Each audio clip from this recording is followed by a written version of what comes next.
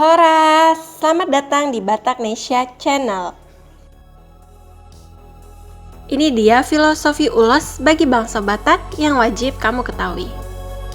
Sebelum kita lanjut, jangan lupa untuk subscribe, like, dan komen agar kami lebih semangat untuk memberikan informasi tentang budaya dan juga adat Batak.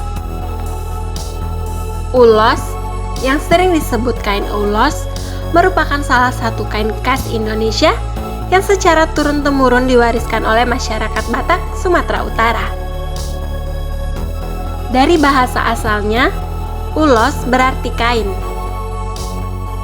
Cara membuat ulos serupa dengan cara membuat songket khas Palembang, yaitu menggunakan alat tenun dan bukan mesin.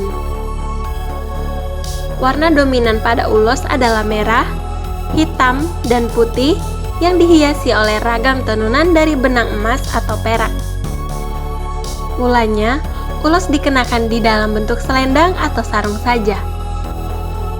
Kerap digunakan pada perhelatan resmi atau upacara adat Batak. Namun, kini banyak dijumpai di dalam bentuk produk souvenir, sarung bantal, ikat pinggang, tas, pakaian, alas meja, dasi, dompet. Ulos juga kadang-kadang diberikan kepada sang ibu yang sedang mengandung supaya mempermudah lahirnya sang bayi ke dunia dan untuk melindungi ibu dari segala mara bahaya yang mengancam saat proses persalinan. Ulos merupakan pakaian khas suku Batak di Sumatera Utara. Bentuknya menyerupai selendang dengan panjang sekitar 1,8 meter dan lebar 1 meter.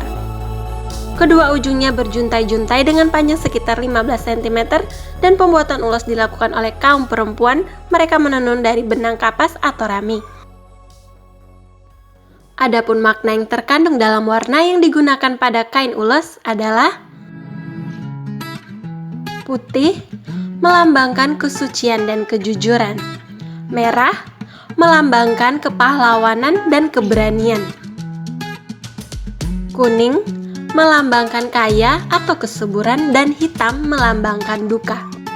Untuk pemakaiannya, kain ulos tidak dapat dikenakan dengan sembarangan, di mana pemakaiannya harus sesuai dengan acara diantaranya seperti pada acara perkawinan, menggunakan ulos ragi hidup yang bercorak cerah, pemakaman, menggunakan ulos ragi hotang yang bercorak gelap.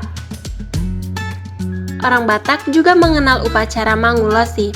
Ini merupakan ritual pemberian kehangatan dan kasih sayang penerimanya, dan umumnya pemberian ulos itu adalah orang tua kepada anak-anaknya, adik kepada kakaknya, hula-hula, atau keluarga laki-laki dari pihak perempuan ke boru.